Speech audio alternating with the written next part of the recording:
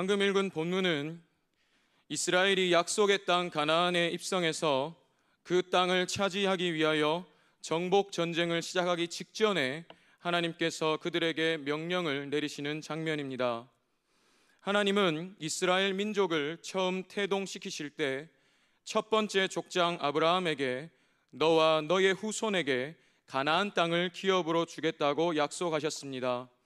이후로 가나안은 그 자체로 하나님이 약속하신 약속의 땅이요, 또 하나님의 나머지 모든 약속들이 성취될 무대로서 이스라엘이 하나님의 백성임을 나타내는 상징적인 장소가 됩니다. 이스라엘은 이 가나안 땅에 거주하던 중에 요셉 땡에 이르러 온 일족이 애굽으로 건너가게 됩니다. 그곳에서 430년을 지내게 되는데 그 중에 대부분의 세월을 노예로서 종노릇하며 살게 됩니다. 이스라엘의 고통을 보시고 하나님은 지도자 모세를 세우사 그들을 애굽에서 구원하여 내시고 약속의 땅인 가나안으로 다시 인도해 가셨습니다. 하나님이 이스라엘을 가나안으로 인도해 가시는 과정은 기적의 연속이었습니다. 구름 기둥과 불 기둥으로 길을 안내하시고 홍해를 가르시고 쓴물이 단물로 변하게 하시고 만나와 메추라기로 배불리 먹이시고 반석에서 물이 나게 하시고 또 이스라엘이 광야에서 아모리 족속과 전쟁할 때는 모세의 팔이 내려가면 지게 하시고 올라가면 이기게 하셨습니다. 그런데 이스라엘은 이렇게 자신들을 놀라운 기적으로 인도해 가시는 하나님을 끊임없이 의심하고 원망하고 배신했습니다. 결정적으로 12 정탐꾼 사건이 일어납니다. 하나님의 인도하심으로 이스라엘은 이제 가나안 목전에 도착하게 됩니다. 이때 하나님은 이스라엘 12지파에서 각 지파에 한 명씩 총 12명의 정탐꾼을 뽑아서 가나안 땅으로 보내게 하셨습니다. 이제 하나님을 믿지 않는 이방 족속들을 몰아내고 그 땅을 정복해야 하는데, 약속의 땅 가나안을 정복해야 하는데 그 전에 미리 땅을 정탐하게 하신 것입니다. 12 정탐꾼은 40일 동안 땅을 정탐하고 와서 온 이스라엘 앞에 보고했습니다. 그런데 이때 갈렙과 여호수아 두 사람만 믿음으로 말할 뿐이지 나머지 10명은 우리는 절대로 가나안의 이방 족속을 이길 수가 없다고 절망적인 보고를 했습니다. 그러자 이스라엘은 심각하게 동요하기 시작했습니다. 지금이라도 우리 새 지도자를 세워서 애굽으로 돌아가자고 들고 일어났고, 또 계속해서 아니다, 가나안으로 가서 우리 싸우자고 이야기하는 갈렙과 여호수아를 심지어 돌로 쳐 죽이려고 했습니다. 이것을 보시고 그동안 참고 참으시던 하나님의 진노가 폭발합니다. 민수기 14장 29절에서 30절과 33절을 한번 차례대로 읽겠습니다. 너희 시체가 이 광야에 엎드러질 것이라. 너희 중에서 20세 이상으로 계수된 자 곧 나를 원망한 자 전부가 여분네의 아들 갈렙과 눈의 아들 여호수아 외에는 내가 맹세하여 너희에게 살게 하리라 한 땅에 결단코 들어가지 못하리라. 너희의 자녀들은 너희 반역한 죄를 지고, 읽겠습니다. 너희의 자녀들은 너희 반역한 죄를 지고 너희의 시체가 광야에서 소멸되기까지 40년을 광야에서 방황하는 자가 되리라. 하나님은 정말로 이스라엘을 광야로 몰아내시고 40년 동안 떠돌게 하셨습니다. 그동안에 출애굽 당시에, 애굽에서 탈출하던 당시에 20세 이상이었던 사람들은 갈렙과 여호수아 두 사람만 빼고 다 목숨을 거두셨습니다. 생명을 거두어 가셨습니다. 또 여호수아를 모세 다음으로 두 번째 지도자로 세우셨습니다. 이렇게 40년이 다 지난 후에 하나님은 이스라엘을 다시 가나안으로 인도하셨습니다. 이제 이스라엘의 두 번째 지도자가 된 여호수아는 가나안을 눈앞에 두었을 때 2명의 정탐꾼을 보냅니다. 이제 저 눈앞에 있는 요단강만 건너면 가나안에 있는 이방 족속들을 몰아내고 그 땅을 차지하기 위해서 정복 전쟁을 시작해야 하는데, 이때 그 첫 번째 상대가 될 여리고성을 미리 정탐하게 한 것입니다. 정탐꾼들은 강 건너에 있는 여리고 성에 숨어 들어가서 거기서 만난 라합이라는 여인의 입을 통해서 모든 여리고 주민들이 지금 두려움에 떨고 있는 것을 확인합니다. 여호수아 2장 9절에서 10절을 함께 읽겠습니다. 말하되 여호와께서 이 땅을 너희에게 주신 줄을 내가 아노라. 우리가 너희를 심히 두려워하고 이 땅 주민들이 다 너희 앞에서 간담이 녹나니 이는 너희가 애굽에서 나올 때에 여호와께서 너희 앞에서 홍해의 물을 마르게 하신 일과 너희가 요단 저쪽에 있는 아모리 사람의 두 왕 시온과 옥에게 행한 일 곧 그들을 전멸시킨 일을 우리가 들었음이니라. 이 사실을 보고받고 여호수아는 이제 이스라엘을 이끌고 요단강을 건넙니다. 470년 만에 430년 애굽 생활과 40년 광야 생활, 470년 만에 다시 돌아온 이 약속의 땅에서 이제 이스라엘은 하나님을 믿지 않는 이방 족속들을 상대로 정복 전쟁을 시작해야 합니다. 바로 이때에 오늘 본문의 명령이 주어집니다. 하나님은 이 폭풍 전야와 같은 때에 전쟁을 코앞에 둔 긴박한 순간에 여호수아에게 이렇게 명령하십니다. 본문 2절을 한번 함께 읽겠습니다. 그때에 여호와께서 여호수아에게 이르시되 너는 부싯돌로 칼을 만들어 이스라엘 자손들에게 다시 할례를 행하라 하시매, 하나님이 내리신 명령은 부싯돌로 칼을 만들고 그것으로 이스라엘 자손들에게 다시 할례를 행하라는 것입니다. 여호수아는 정말로 이 하나님의 말씀대로 행합니다. 본문 3절을 함께 읽겠습니다. 여호수아가 부싯돌로 칼을 만들어 할례산에서 이스라엘 자손들에게 할례를 행하니라. 하나님이 왜 이 명령을 내리셨는가? 그 이유는 그 다음 절에서 바로 나옵니다. 본문 4절에서 5절을 한번 함께 읽겠습니다. 여호수아가 할례를 시행한 까닭은 이것이니 애굽에서 나온 모든 백성 중 남자 곧 모든 군사는 애굽에서 나온 후 광야 길에서 죽었는데 그 나온 백성은 다 할례를 받았으나 다만 애굽에서 나온 후 광야 길에서 난 자는 할례를 받지 못하였습니다. 애굽에서 살다가 탈출한 그 당대의 세대, 그러니까 출애굽 세대의 남자들은 모두 할례를 받았지만 그들은 40년 동안 광야에서 떠도는 중에 다 죽었고 이제 광야 생활 중에 광야에서 태어난 출애굽 다음 세대 남자들은 아무도 할례를 받지 못했기 때문입니다. 그래서 하나님은 다시 할례를 행하라 명령하신 것입니다. 그런데 하나님의 이 명령은 곱씹어 볼수록 이상합니다. 할례가 무엇입니까? 오늘로 말하면 포경입니다. 남자의 포피를 베어내는 것이지요.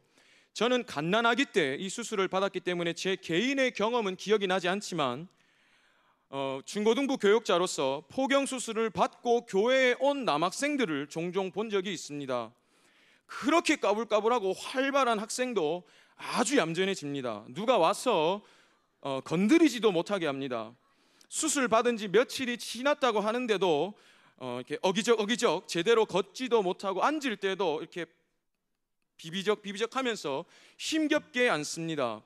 그런데 하나님은 이 할례를 지금 이스라엘의 모든 남자에게 행하라고 명령하십니다. 지금 이스라엘의 상황은 어떻습니까?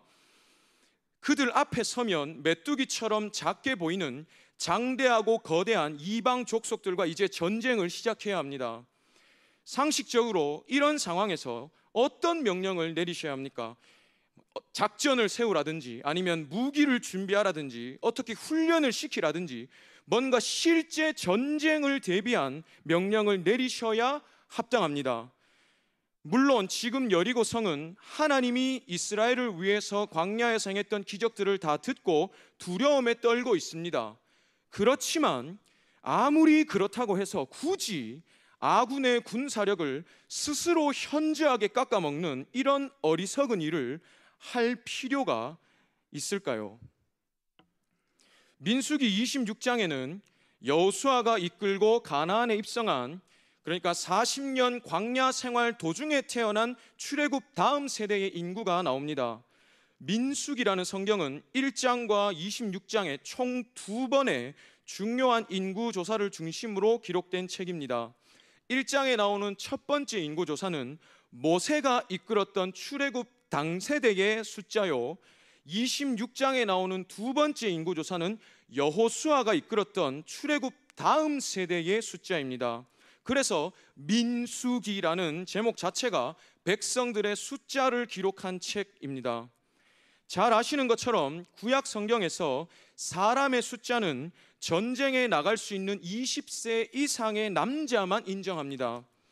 민수기 26장에서 출애굽 다음 세대 이스라엘의 20세 이상 남자의 총합은 60만 1730명입니다. 그런데 이 숫자는 전쟁에 나가서 직접 싸우지 않는 레위 지파는 제외한 숫자입니다. 여호수아가 이끌고 가나안에 들어간 출애굽 다음 세대, 이제 저 가나안의 장대한 이방 족속과 전쟁을 치러야 하는 20세 이상의 남자만도 60만 1730명인데 여기에 20세 미만까지 포함하고 또 레위 지파까지 다 합치면 숫자는 훨씬 더 늘어나겠죠. 하나님은 이 모든 남자들에게 다 할례를 행하라고 명령하십니다. 수십만 내지 수백만이 마취도 없이 부싯돌 칼 하나로 할례를 받아야 합니다. 그것도 전쟁을 코앞에 두고 말입니다. 지금 이스라엘에 할례를 받은 사람은 갈렙과 여호수아 두 사람뿐입니다. 할례 받지 않은 사람이 할례를 행할 수 없기 때문에 처음에는 이 두 사람만 할례를 행했을 것입니다. 만약에 각 지파에서 연장자들에게 할례를 행하고 그들에게도 부싯돌 칼을 주어서 할례를 행하게 하든지 어떤 식으로 진행을 했든지 그 구체적인 진행 과정은 나오지 않지만 여하튼 간에 이 많은 숫자가 다 할례를 받는 데는 아주 오랜 시간이 걸렸을 것입니다. 지금 이스라엘이 있는 곳은 길갈이라는 지역입니다. 저는 서해에 있는 백령도라는 섬에서 지낸 적이 있는데요, 날씨가 좋으면 북한이 눈으로 보입니다. 그런데 백령도에서 북한까지의 거리가 10에서 15km 정도입니다. 그런데 눈으로 보입니다. 근데 길갈에서 여리고까지 거리는요, 전통적으로 3km 내외였다고 봅니다. 본문 3절에서 여호수아가 산에서 할례를 행했다고 하는데 이 산은 우리가 생각하는 숲이 울창해서 어디 숨을 곳이 많은 그런 느낌의 산이 아닙니다. 광야에 있는, 어떻게 생각하면 높은 돌무더기 같은 느낌의 장소입니다. 수십만 내지 수백만이 한자리에 머물러서 할례를, 그것도 아주 오랜 시간 동안 행하는 그런 거대한 광경을 여리고에서 마음만 먹으면 얼마든지 눈으로 볼 수도 있었을 것이고 또 정탐도 가능했을 것입니다. 여차에서 밀고 들어오면 기동력 할례를 받고 이제 기동력이 하나도 없이 거동도 제대로 못하는 이스라엘 남자들은 제대로 반응도 못하고 속절없이 당할 수밖에 없습니다. 그런데 하나님은 지금 할례를 행하라고 하십니다. 그리고 이스라엘은 정말로 행했습니다. 이것만으로도 이해가 되지 않는데 여리고 성과 싸우는 방법에 대해서 내리시는 하나님의 명령은 더 이해가 되지 않습니다. 여호수아 6장 2절에서 5절을 한번 함께 읽겠습니다. 여호와께서 여호수아에게 이르시되 보라, 내가 여리고와 그 왕과 용사들을 내 손에 넘겨 주었으니 너희 모든 군사는 그 성을 둘러 성 주위를 매일 한 번씩 돌되 엿새 동안을 그리하라. 제사장 7은 7 양각 나팔을 잡고 언약궤 앞에서 나아갈 것이요 7째 날에는 그 성을 7번 돌며 그 제사장들은 나팔을 불 것이며 제사장들이 양각 나팔을 길게 불어 그 나팔 소리가 너희에게 들릴 때에는 백성은 다 큰 소리로 외쳐 부를 것이라.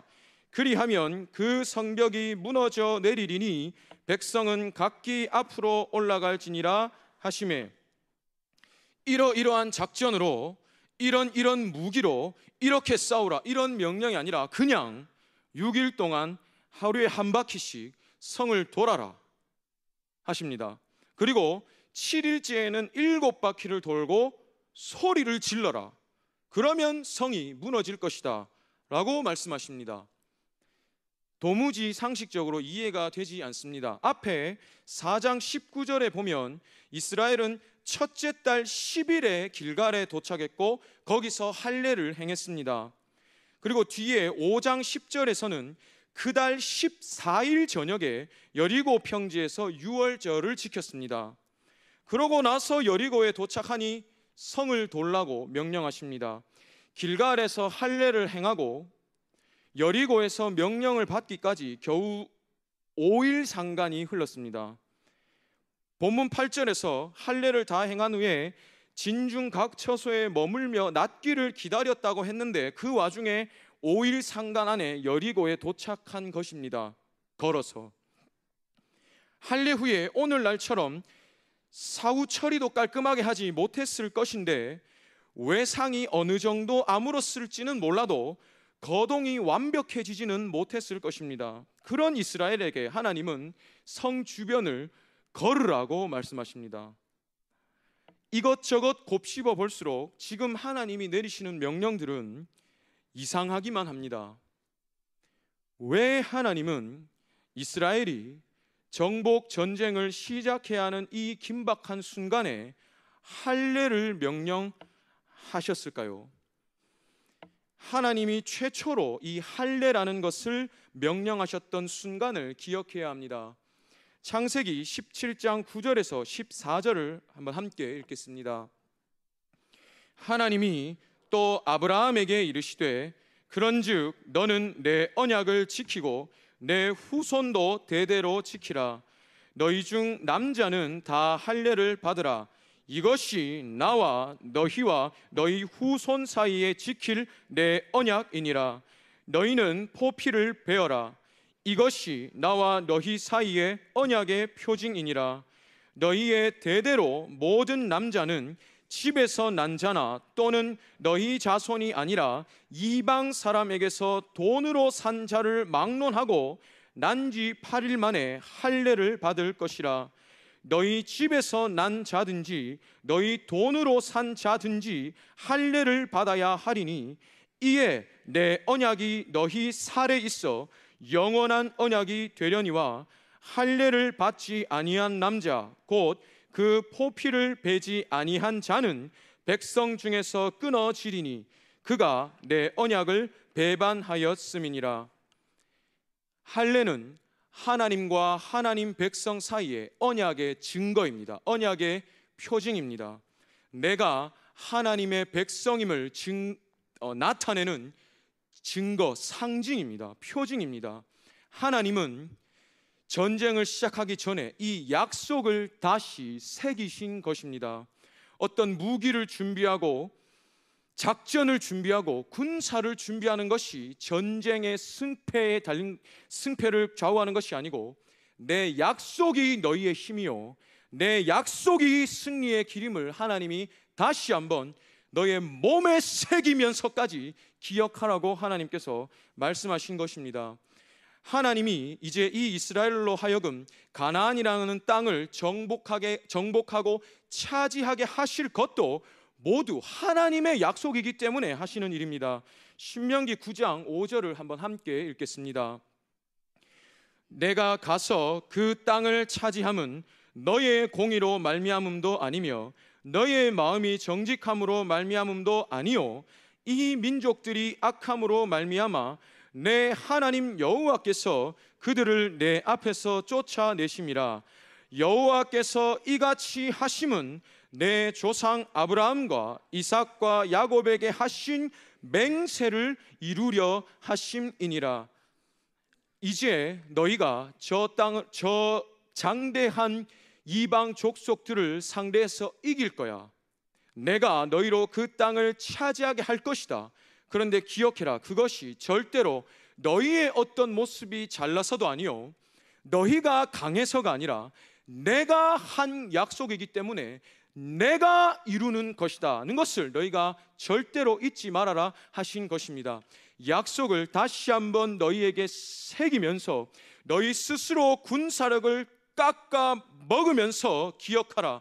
싸움이 너희의 능력에 달린 것이 아니요 약속한 나에게 있음을 너희가 잊지 말아라 하신 것입니다. 그리고 이 하나님의 마음에 담긴 뜻을 생각해 보면, 그렇다면 이스라엘 민족이 지금 해야 할 일은 무엇입니까? 전쟁은 하나님께서 하시는 일입니다. 구약 성경에, 이 고대 구약에서 민족과 민족, 나라와 나라의 전쟁은 단순히 한 백성과 한 백성의 전쟁이 아닙니다. 이 민족이 믿는 신과 저 민족이 믿는 신이 하는 신과 신의 전쟁입니다. 그래서 너희의 하나님 여호와라고 이야기합니다. 그래서 이 이스라엘이 이 민족을 이기면 이스라엘의 신이신 여호와가 이긴 것이 됩니다. 신과 신의 전쟁이므로 하나님은 이 전쟁은 나의 전쟁이니 너희가 할 일은 너희가 내 백성임을 너희 스스로 기억하는 언약의 표징인 할례라고 명하신 것이죠. 이스라엘이 해야 할 것은 구별됨입니다. 구별됨. 할례가 어떤 것입니까? 이스라엘이 언제나 이방 족속을 향하여 이야기할 때 다윗이 골리앗을 향하여 했던 말도 저 할례 받지 않은 자라고 이야기합니다. 나는 하나님의 백성, 할례 받은 하나님의 백성이고 저는 할례 받지 않은 하나님이 아닌 신의 백성이다, 이 말입니다. 하나님이 명하신 것은 너희 스스로 겸비하고 구별되라 하신 것입니다. 이제 너희가 차지하고 살게 될 저 땅은 이방 족속, 나 외에 다른 신들을 섬기는 이방 족속들이 사는 땅이고 너희들은 이제 그들을 몰아내고 그들의 땅에서 살아야 하는데, 너희는 절대로 너희를 둘러싼 그 이방 족속들처럼 살지 말고 너희의 하나님, 너희의 신인, 너희에게 이 약속을 준 나의 뜻대로 구별되어 살라고 명하신 것입니다. 이스라엘이 할 일은 구별됨입니다. 하나님의 백성으로서 세상 가운데서 구별되는 것. 그러면 전쟁은 약속의 하나님이 승리로 이끄신다는 것입니다. 그래서 구체적으로 싸우는 방법까지도 하나님이 도무지 인간의 상식으로는 이해되지 않는 방법으로 하나님의 말대로 행하여 이기게 하셨습니다. 약속의 하나님이 승리로 이끄실 것이니 너는 그 약속을 다시 한번 되새기고 너희가 누구인지를 다시 한번 기억하라. 이것이 하나님의 말씀입니다. 정말로 여호수아와 출애굽 다음 세대는 이 하나님의 말씀대로 행해서 가나안을 정복하고 차지하고 각 지파별로 땅을 분배합니다. 그런데 잊지 말아야 할 사실이 있습니다. 그 다음 세대, 여호수아를 필두로 가나안을 정복하고 차지하고 분배했던 그 출애굽 다음 세대가 죽고 그 다음 세대는 하나님을 잊고 맙니다. 사사기 2장 8절에서 10절을 한번 함께 읽겠습니다. 여호와의 종 눈의 아들 여호수아가 110세의 죽음에 무리가 그의 기업의 경내 에브라임 산지 가스산 북쪽 딥낫 헤레스에 장사하였고 그 세대의 사람도 다 그 조상들에게로 돌아갔고 그 후에 일어난 다른 세대는 여호와를 알지 못하며 여호와께서 이스라엘을 위하여 행하신 일도 알지 못하였더라. 왜 알지 못했을까요? 왜 출애굽 다음 세대, 가나안 정복 다음 세대는 하나님을 알지 못하고 하나님이 자기들의 조상 이스라엘을 위하여서 행하신 일들을 알지 못했을까요? 가나안을 정복한 세대가 하나님의 말씀을 잊었기 때문입니다. 구별됨을 잊었기 때문입니다. 땅은 정복했지만 믿음을 정복당하고 말았습니다. 하나님은 분명히 나 외에 다른 신을 섬기는 저들처럼 살지 말고 너희는 저들 가운데서 나의 백성으로서 구별되라 하셨는데, 이것이 너희가 사는 길이라 하셨는데 이것을 저버리고 구별됨을 잊어버리고 만 것입니다. 가나안의 이방 족속과 다를 것이 없게 되어 버렸습니다. 그랬더니 그 결과는 다음 세대는 하나님을 알지 못하고 그 위에 우리가 잘 아는 것처럼 사사기, 암흑기가 시작됩니다. 사람들이 왕이 없으므로 자기의 소견에 오른 대로 참 왕이신 하나님이 계심에도 불구하고 왕이 없다는 이유로 자기 마음대로 행해버리는 암흑기가 시작됩니다. 사랑하는 여러분, 우리는 이것을 늘 기억해야 할 줄 믿습니다. 우리의 힘은 약속의 하나님께 있습니다. 하나님의 약속이 우리의 힘이요 우리의 힘의 근거입니다. 그렇다면 우리가 해야 할 일은 세상 가운데서 이분이 명하신 대로 구별되는 것입니다. 정말로 가슴이 아프기는 이 이스라엘의 모습이 오늘 우리 한국 교회의 모습과 닮지는 않았는가 생각해 봅니다. 정말로 하나님께서 우리 민족을 사랑하셔서 이 땅에 100여 년 전에 복음이 들어오게 하셔서 온 땅이 십자가로 덮이게 해 주셨습니다. 밤에 산에 올라가 보면, 제가 황령산 맞나요? 제가 한번 가봤습니다. 거기서 내다봤는데 빨간 십자가가 엄청 많습니다. 이 땅에 온 땅이 빨간 십자가로 뒤덮였습니다. 땅이 정복된 것과 같습니다. 그런데 우리의 믿음은 어떻습니까? 이스라엘도 땅은 다 정복했습니다. 차지하고 분배하고 거기서 터를 잡고 살았습니다. 그런데 구별됨을 잊었습니다. 겉으로 보기에는 이스라엘이 가나안을 정복한 것처럼 보였습니다. 그러나 정복한 이후에라도 구별됨을 잊었더니, 하나님을 잊었더니 그 다음 세대는 하나님을 알지 못하고 주변의 이방 족속들에게 끊임없이 침입받는 삶을 살고 맙니다.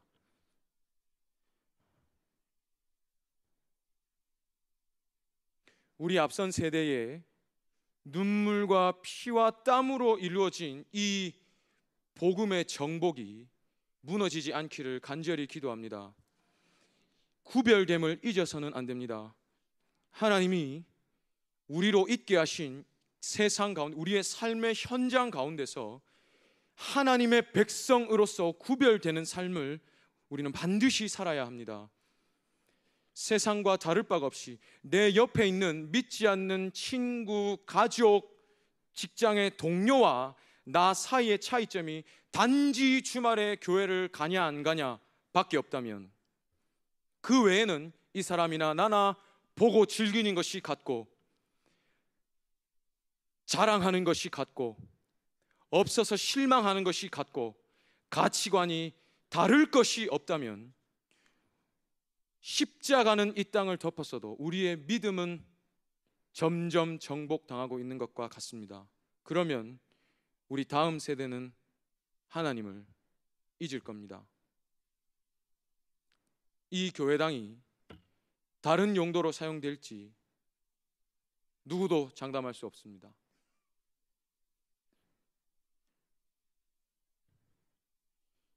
이제라도 구별되기 위해서 말씀을 붙잡는 우리 모두가 되어야겠습니다. 하나님이 이미 우리에게 기록하여 주신 말씀을 붙잡고, 너 그렇게 살아서 뭐 어떻게 먹고 살래? 어떻게 처자식 먹여 살릴래? 뭐 어떻게 빌어먹고 살래? 라는 이야기를 들을 수밖에 없습니다. 세상은 이 하나님의 말씀의 원리를 이해할 수 없습니다. 왜냐하면 하나님의 말씀은 이해의 영역이 아니라 믿음의 영역이기 때문입니다. 그래서 믿지 않는 자가 이 말씀을 이해할 수 없습니다. 그러나 우리는 이 말씀을 알 수 있지 않습니까? 믿기 때문에. 하나님은 우리에게 그것을 원하십니다. 세상이 하나님의 말씀과 점점 다르게 나아가는 것은 어쩌면 하나님 관심 바뀝니다. 문제는 그 가운데서 왜 너희가, 나의 백성인 너희가 왜 그들과 다를 바가 없게 돼 버리느냐는 탄식이지요.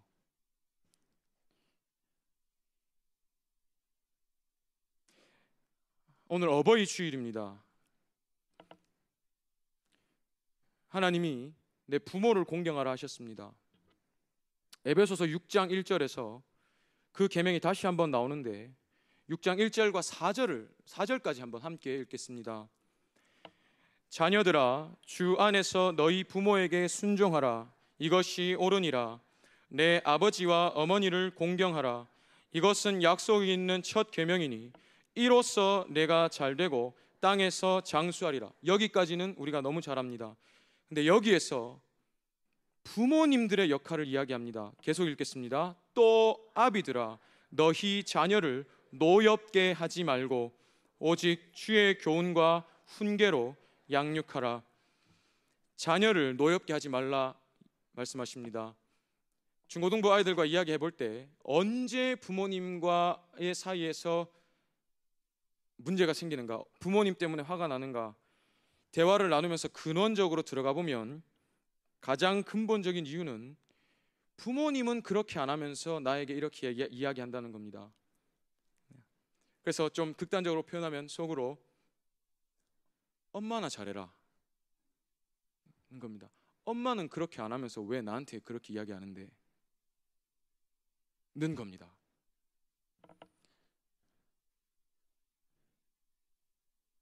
우리가 다음 세대에게 구별됨을 이야기하려면 우리가 구별되어야 합니다.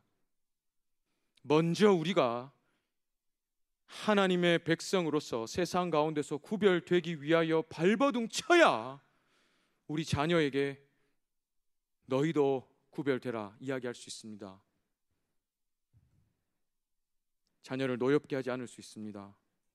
오직 주의 교훈과 훈계로 양육해야 합니다. 이것이 우리가 살 길입니다. 이것이 우리가 구별되는 유일한 표준입니다. 이 말씀을 붙잡고 하나님이 우리로 있게 하신 세상 가운데에서 구별됨을 끝까지 지켜서 우리로 복음으로 정복해 하신 이 영광스러운 모습을 끝까지 유지해 나가는 우리 나라, 우리 민족, 우리 교회 되기를 간절히 기도합니다. 로마서 12장 2절 말씀을 마지막으로 읽고 모든 말씀을 마무리하겠습니다. 로마서 12장 2절입니다. 함께 읽겠습니다. 너희는 이 세대를 본받지 말고 오직 마음을 새롭게 함으로 변화를 받아 하나님의 선하시고 기뻐하시고 온전하신 뜻이 무엇인지 분별하도록 하라. 너희를 둘러싼 이 시대, 이 세대가 너희에게 어떤 가치관으로 속삭이든지 너희가 붙잡을 것은 주의 말씀. 이것 붙잡아야 너희는 구별될 것이고 그때야 비로소 약속의 하나님이 싸워 승리케 하신 그 결과를 끝까지 누리리라. 그런 우리 모든 대한교회 성도님들 되시기를 간절히 기도합니다.